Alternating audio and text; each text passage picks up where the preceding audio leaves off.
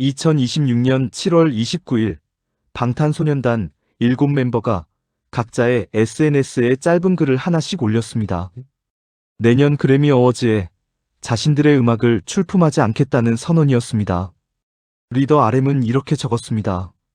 음악이 지역이나 언어로 구분되기보다 음악 그 자체로 들리고 사랑받을 수 있기를 바란다고 말입니다. 7명의 짧은 글이 올라온 지 단 하루 만에 미국 레코딩 아카데미의 하비 메이슨 주니어 최고 경영자가 직접 공식 성명을 냈습니다. BTS가 참여하지 않기로 했다는 소식에 슬펐지만 그들의 결정을 이해하고 존중한다는 내용이었습니다.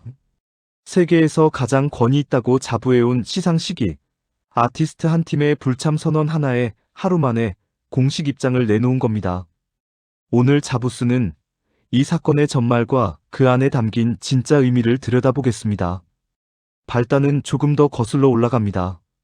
방탄소년단 7멤버는 순차적으로 병역을 마치고 3년 9개월 만에 완전체로 다시 모였습니다. 그리고 지난 3월 20일 정규 5집 아리랑을 발매했습니다. 리더 RM은 앨범 이름을 이렇게 설명했습니다. 멤버 7을 하나로 묶을 수 있는 건 모두가 한국인이라는 사실이었다고 말입니다. 이 앨범은 발매와 동시에 빌보드 메인 앨범 차트에서 3주 연속 1위를 차지했고 발매 첫날에만 398만 장이 팔리며 일간 차트 1위에 올랐고 첫 주 누적 판매량 417만 장을 기록하며 자신들의 기존 최고 기록이던 337만 장을 훌쩍 넘어섰습니다. 수록곡 수임은 싱글 차트 정상에 오르며 BTS 통산 7번째 빌보드 1위를 기록했습니다. 롤링스톤은 이 앨범에 별 5개 만점에 4.5개를 주며 세계 최고의 밴드가 그룹의 뿌리를 다시 끌어안으면서도 음악적으로는 새로운 영역을 열었다고 평가했습니다. 물론 모든 평가가 호의적이지만은 않았습니다. 국내 매체 IGM과 외신 피치포크는 상대적으로 박한 점수를 주며 메시지의 깊이가 아쉽다는 평가를 내놓기도 했습니다. 그럼에도 명실상부 그래미 본상 수상 가능성이 유력하게 거론되는 성적이었습니다. 그런데 바로 이 시점에 그래미는 베스트 아시안 팝 뮤직 퍼포먼스라는 새로운 부문을 신설했습니다. 가요계와 팬덤에서는 곧바로 의혹이 제기됐습니다. 완전체로 돌아온 BTS가 본상을 받지 못하도록 아시아 음악이라는 별도의 울타리로 밀어넣으려는 꼼수 아니냐는 겁니다. 레코딩 아카데미 측은 이 부문이 아시아 팝 음악의 깊이와 다양성을 기리기 위한 취지일 뿐 누군가를 구분하거나 나누기 위한 게 아니라고 해명했습니다. 장르 부문에 출품한다고 해서 올해의 앨범이나 올해의 노래 같은 본상 후보에서 제외되는 건 아니라는 설명도 덧붙였습니다. 여기서 그래미의 시상 구조를 잠깐 짚고 넘어갈 필요가 있습니다. 그래미는 올해의 레코드, 올해의 앨범을 포함한 6개의 본상, 이른바 제너럴 필드와 장르별로 세분화된 100여 개의 부문상으로 나뉘어 있습니다. 이론적으로는 어느 장르에 출품하든 본상 후보에도 동시에 오를 수 있지만 실제로는 특정 장르나 지역으로 분류되는 순간 심사위원들의 시선이 그 부문 안에 머무는 경향이 있다는 게 업계의 오랜 지적입니다. 새로 생긴 아시안 팝 부문을 둘러싼 이번 논란도 바로 이 지점에서 불거진 겁니다. 하지만 방탄소년단에게는 이미 쌓인 역사가 있었습니다. 2021년 K-팝 가수 최초로 베스트 팝 듀오 그룹 퍼포먼스 부문 후보에 오른 뒤 2023년까지 3년 내리 이 부문 후보에 올랐지만 단 한 번도 수상하지 못했습니다. 빌보드 차트를 휩쓸고 웸블리 스타디움을 매진시켜도 정작 트로피 앞에서는 매번 고개를 숙여야 했던 겁니다. 이 지점에서 떠오르는 이름이 있습니다.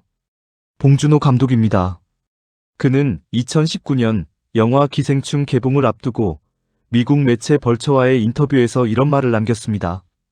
오스카는 국제영화제가 아니라 그저 매우 로컬한 축제일 뿐이라고 말입니다. 이 발언은 원래 아카데미 시상식을 겨냥한 것이었지만 서구 중심 시상식의 폐쇄성을 정확히 짚어낸 통찰이라는 점에서 지금 그래미를 둘러싼 논란에도 그대로 되짚어볼 만합니다. 사실 이런 논란이 그래미에서 처음 벌어진 일은 아닙니다. 2021년 제63회 그래미 어워드를 앞두고 캐나다 출신 팝스타 더 위켄드는 빌보드 역사상 최장기간 톱10을 지킨 블라인딩 라이츠로 수상이 유력하게 점쳐졌습니다. 하지만 정작 본상은 물론 장르 부문까지 단 하나의 후보에도 오르지 못했습니다. 위켄드는 자신의 SNS에 그래미는 부패했다고 직격했고, 그 이후 자신의 음악을 그래미에 아예 출품하지 않겠다고 공식 보이콧을 선언했습니다.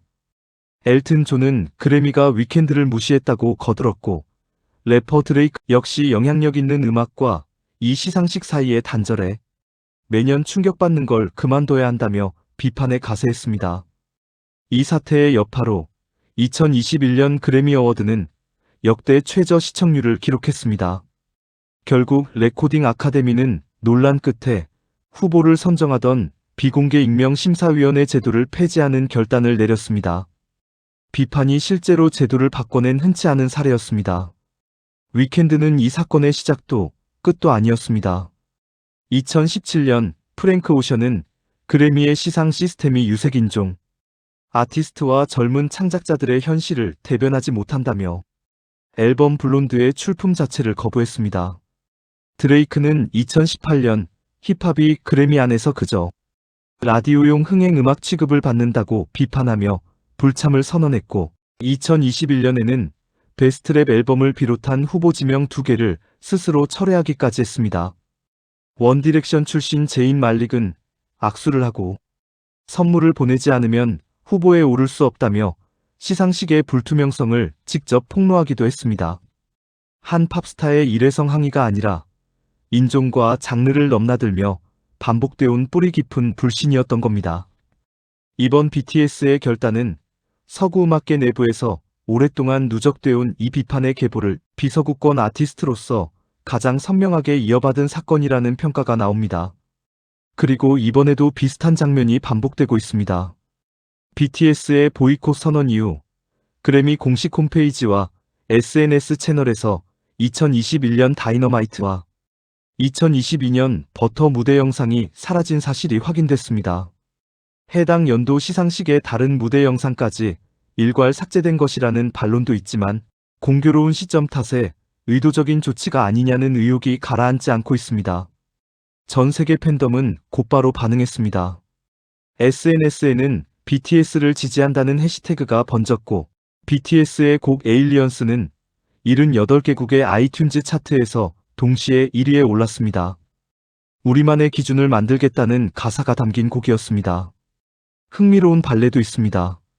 오랫동안 그래미에서 배제됐다는 평가를 받아온 라틴 팝의 슈퍼스타 배드버니는 바로 올해 열린 제68회 그래미 어워드에서 뒤늦게 최고 영예인 올해의 앨범을 거머쥐었습니다. 굳게 닫혀있던 문도 결국은 실력과 목소리 앞에서 열릴 수 있다는 걸 보여준 사례입니다. BTS 역시 이미 누적 그래미 후보 지명 5회를 기록한 팀입니다. 콜드플레이와 함께한 마이 유니버스로 베스트 팝 듀오 그룹 퍼포먼스 부문에 3년 연속 이름을 올리기도 했습니다. 실력으로 문 앞까지 도달한 건 이미 여러 차례 증명된 겁니다. 이제 남은 건 그래미가 스스로 그 문턱을 어떻게 낮추느냐입니다. 미국 CNN은 이번 사태를 두고 BTS의 결정이 음악이 분류되는 방식과 그 권한을 누가 쥐고 있는지에 대한 질문을 던졌다고 평가했습니다. 도전자로 그래미의 문을 두드리던 BTS가 이제는 오히려 그래미에게 기준을 증명하라고 되묻는 위치에 선 겁니다. 그래미 CEO가 성명을 내는 데 걸린 시간은 단 하루였습니다. 세계에서 가장 콧대 높다는 시상식이 트로피 하나 없이도 이토록 빠르게 움직이게 만든 겁니다. 이것이 지금 K-팝이 서 있는 위치를 가장 정확하게 보여주는 장면입니다. 낡은 트로피의 무게로 평가받던 시절은 지나가고 있습니다. 이제 전 세계 대중은 누가 상을 주느냐가 아니라 누가 이 시대의 문화를 실제로 이끌고 있는지를 봅니다. 서구가 세워둔 오래된 기준 앞에 고개를 숙이는 대신 스스로 하나의 장르가 되어 세계 문화의 중심에 선 대한민국의 지금을 오늘 이 사건이 다시 한번 증명하고 있습니다. 세상을 바라보는 대안의 당당한 시선, 자부수였습니다.